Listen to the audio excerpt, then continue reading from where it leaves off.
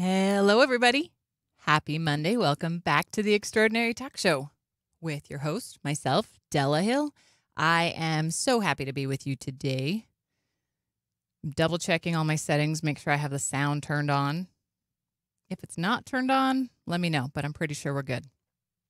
So it's another week on the Extraordinary Talk Show. I have another topic to make you think. That's what I'm always trying to do. Remember, I'm not trying to tell you what to think.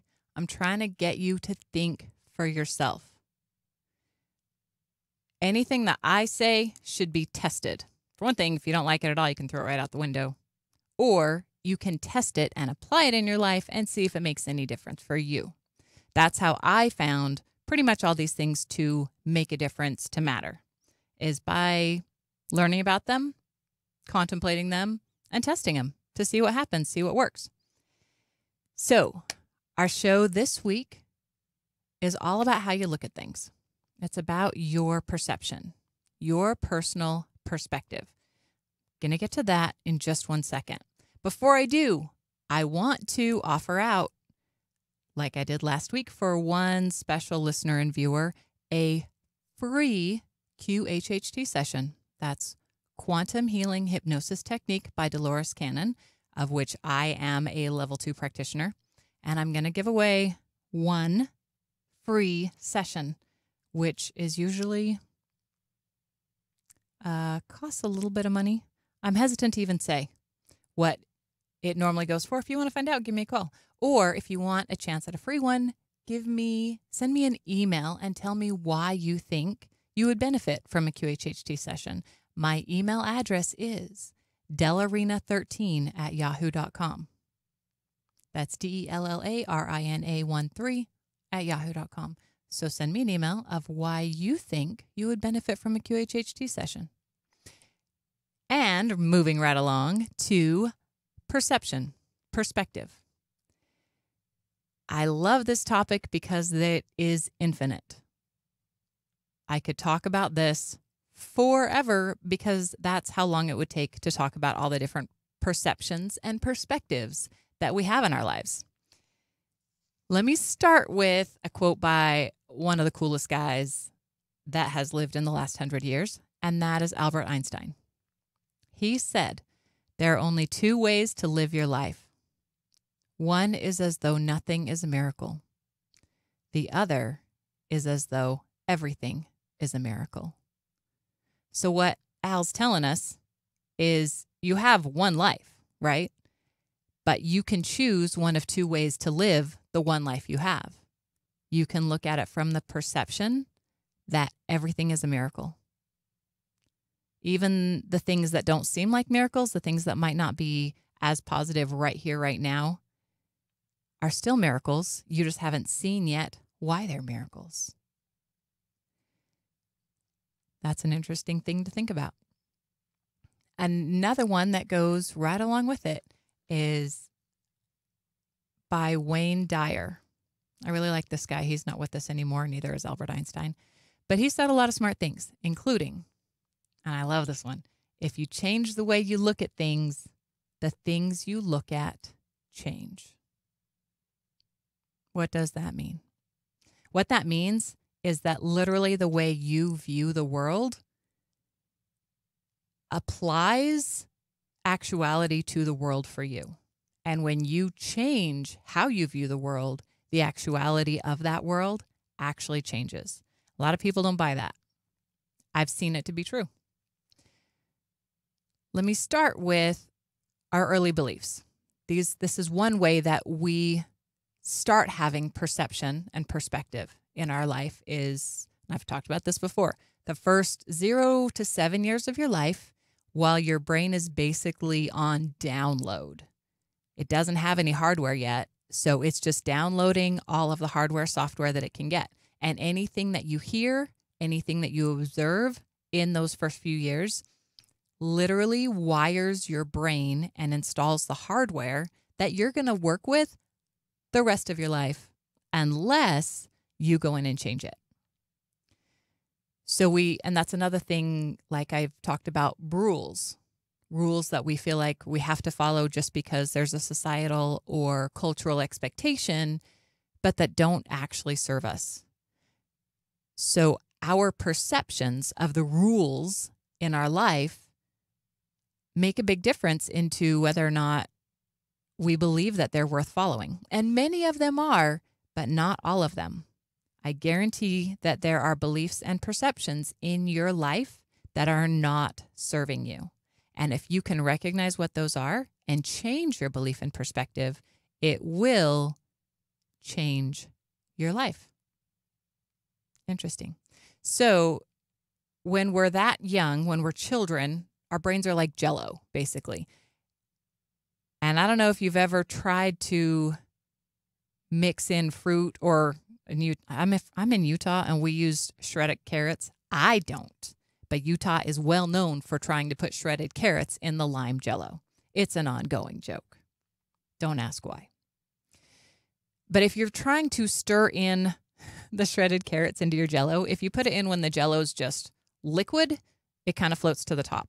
All the stuff that you put in floats to the top. What you have to do is put it in the fridge for a minute or for an hour or two while it starts to thicken but doesn't harden yet, and then you can go in and mix in your additives, your shredded carrots or whatever it is that you're adding, and make them mix in throughout and not just float to the top. When we are 0 to 7, our brains are like that soft Jell-O. And anything that we see, hear, observe, experience can get set into that Jell-O. And that means good things and it means not so good things. That's up to you to decide. And one thing you have to do in your life, you don't have to, but if you want to learn about yourself, learn about your world, and gain a greater understanding of it, it helps.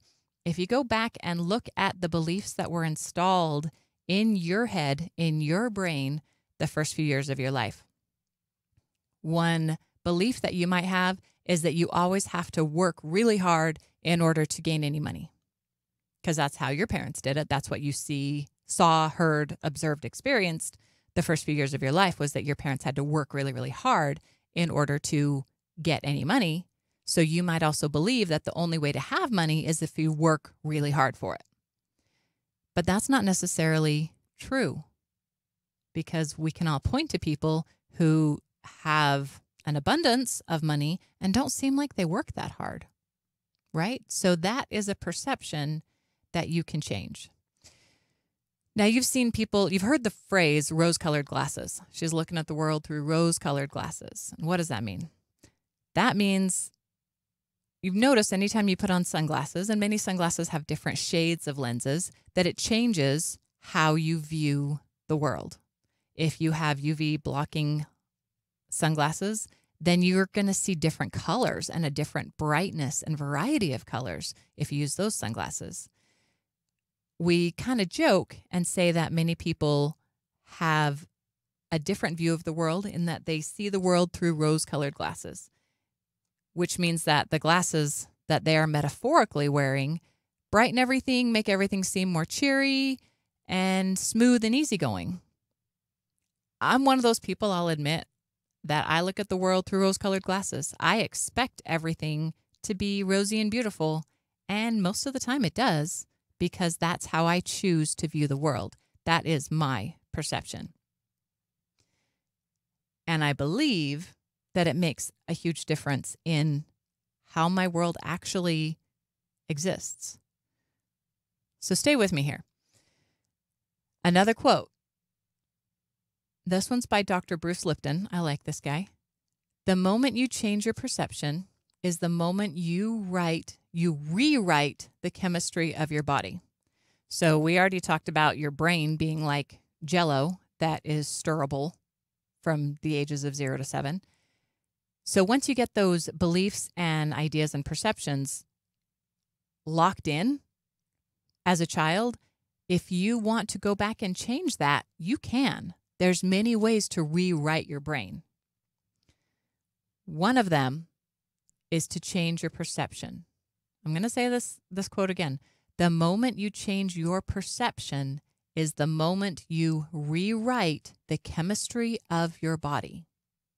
So what Dr. Lipton is saying is if you have a certain idea, belief, perception that is literally installed into the wiring of your neurons. But you gain an understanding of how that perception is inaccurate. You can literally instantaneously change the wiring in your brain. That's kind of cool, right? So even though that Jell-O's set, doesn't mean it can't be unset. And I'm not saying you should put your brain in the microwave because I don't recommend that. But there's other ways that you can soften that Jell-O and go in and clean it out. Get rid of the shredded carrots, because who wants shredded carrots anyway? So this still might seem over the top to think you can literally rechange or rewrite your neurons by changing your perception. But just stick with me here. We're going to keep talking. Our perceptions do affect how we view the whole world. And every single person has a different perception. For example, when there's a car accident or something like that, and police are getting statements from witnesses to try and find out what actually happened, every single witness has a different story. You can talk to police officers about this. They find it very interesting because you might have 10 people that witnessed the exact same accident, but they all saw it, one from a different perspective of where they were standing at the time, and another perspective of their beliefs about the world. That's those colored glasses that they're wearing. So you mix those things up, and every single one of those people is going to see that accident differently. It can be very difficult for police to find out what actually happened because every single time they talk to someone, it's an entirely different story. I had a manager once who said this to me, and it resonated, and I still remember it because that was like 20 years ago. There's always 3 sides to every story. Her side, his side, and what really happened. So one person, let's call her, has a perspective, a perception of a situation or event. Somebody else has their perspective, their perception of the exact same event. And then there's the actuality of what actually happened. The funny thing is the actuality is the one that we forget. That's the one that we throw out. That's the one we don't pay attention to because we usually, not always, but usually either join her side or his side. We listen to both of them. Maybe we don't even listen to both. Maybe we only listen to one and we just automatically attach to that. If we listen to both of them, we might be able to gain a better understanding of what the real story is. But consider, anytime you disagree with someone, it's not that you're right, they're wrong, or they're right, you're wrong. It might be that you're both right and just have very different perceptions. Consider too, every single person you have ever met has their own unique perception of you.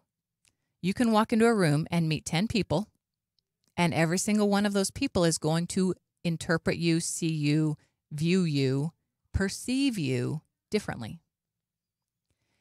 And what's interesting about that is they are then going to take that image that they have of you, and that's what they're going to believe in. When they leave that room where they've met you, that's the interpretation that they're going to take with you, with them as they go.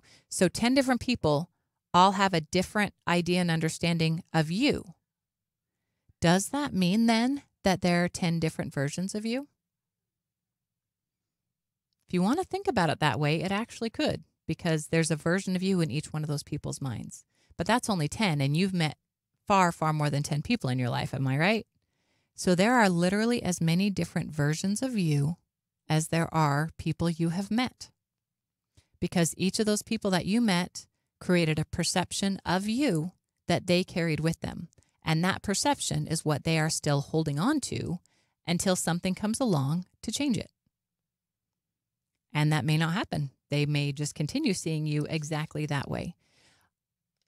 I noticed this with my husband, and I talk about the wonderful Chris a lot. He's a good guy, and he's fun to talk about, and he's really funny. One of these days, I'm going to have him on the show here with me. He and I have different perceptions of me and he and I have different perceptions of him. One thing that's really interesting is this bump on my nose. I don't know if you guys can see it, but I've got a bump on my nose right here.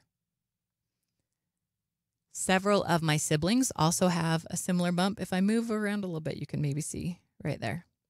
I've been married to Chris for 22 years.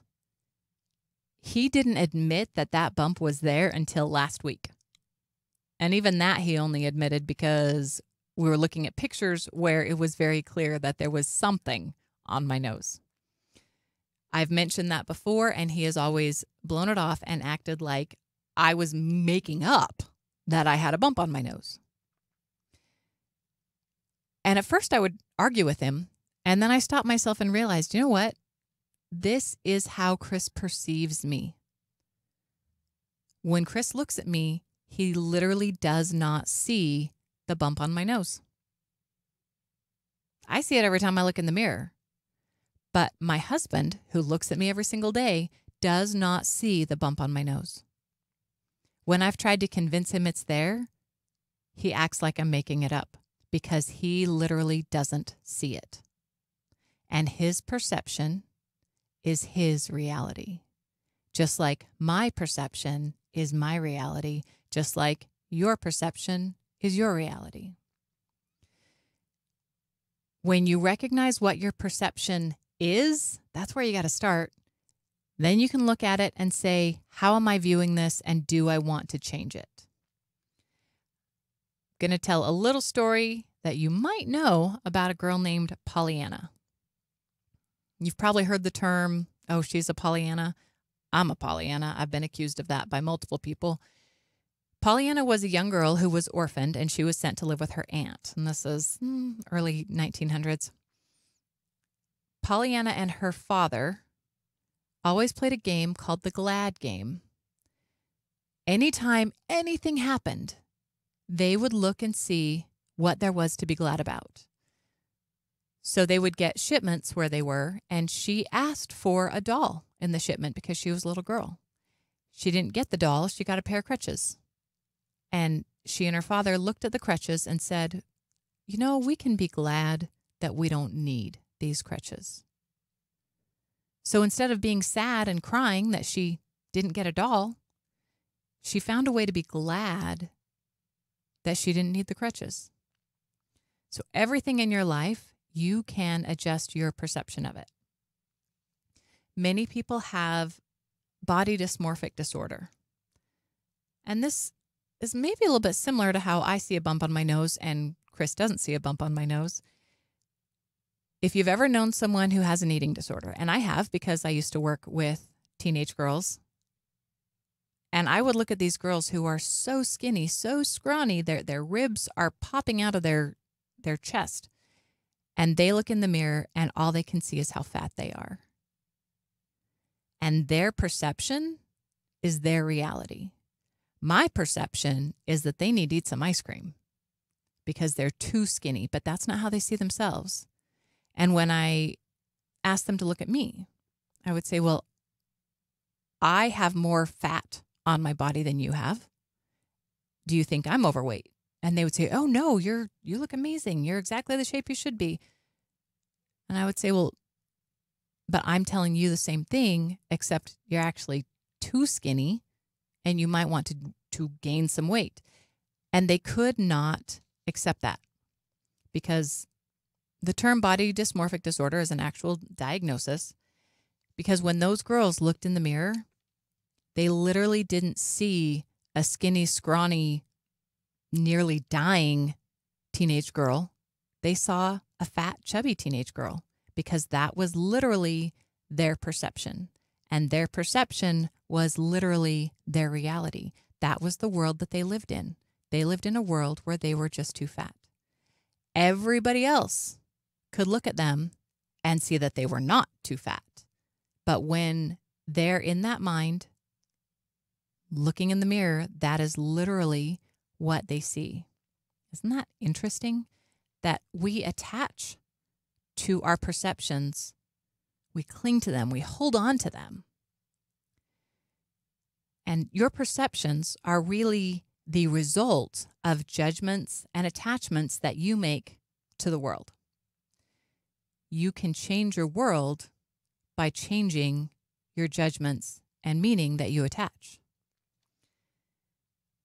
If you look around your life, you could look around the room and look at different objects, different people, every single thing in your life you have probably attached meaning to. And someone else may have attached a very different meaning to the exact same thing. It could be a person. Say your mother-in-law, for example. Maybe you struggle with your mother-in-law, you don't really get along well with her, but your father-in-law loves her. It's the same person. We're talking about your mother-in-law, but your perception is that she's very difficult to get along with. Your father-in-law's perception is that she's awesome. Here's the question. Who's right? Who's wrong? Is there a right and wrong? How do we actually know? But what we do know in that situation is that there are three clear perceptions of the mother-in-law. Yours, her husband's, and her own. So when you're looking at those and trying to figure out who's right, and this is something that can cause you to argue.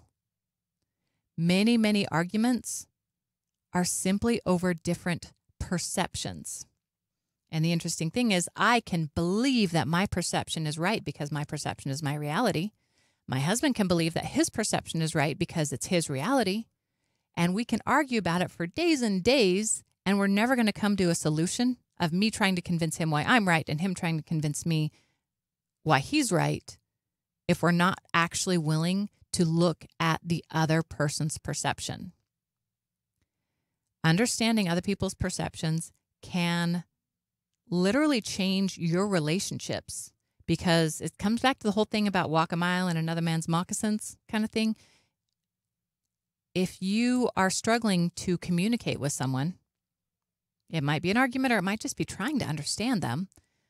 Look at the world from their perception. For example, when Chris looks at me, he sees his beautiful wife, and his beautiful wife doesn't have a bump on her nose. When I look at me, I see the bump on my nose. I still look at me very complimentarily because I do. I don't believe in putting myself down, so I believe in looking for the right things. In fact, yourself and your body, your personality, not just your body, but all of you, all the things that you might be putting down and criticizing yourself for, those are things you need to look at. Those are things you need to evaluate to see if your perception is wrong. Because most of us, almost all of us, are really hard on ourselves. We criticize ourselves, and nobody else criticizes us the way that we criticize ourselves. So look at those things that you're criticizing yourself on and decide, is this a legitimate thing to criticize myself over? Okay, maybe it is something I need to improve, but do I need to be this hard on myself over it? Because in the long run, this one thing isn't that big of a deal. In fact, many perceptions are that way. For example, if you hold your hand up and you hold it over there, I can see my whole hand. I can see the backs of my fingers, my fingernails, my ring, my skin. I can see all that. But I can also see the whole room. I can see my computer. I can see the books over there. I can see the whole studio here, right? On the other hand, if I change that perception and move my hand closer to my face, I can't see anything except for my hand, and I can't even see that very well because it's blurry, and I have each of my eyes is giving me a different perception of it. When we look at a problem or maybe something that we criticize ourselves over, we're probably holding that way in front of us, right here, and it's blocking our perception. It's blocking our overall view. If you can set that perception back, and that's why they say step back and look at the problem, because it gives you a different perception.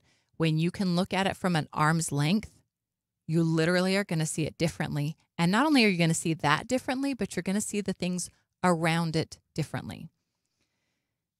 Like I said, you have attached meaning and judgment to almost everything in your life. And this is a problem because Buddha said that attachment is the primary source of suffering.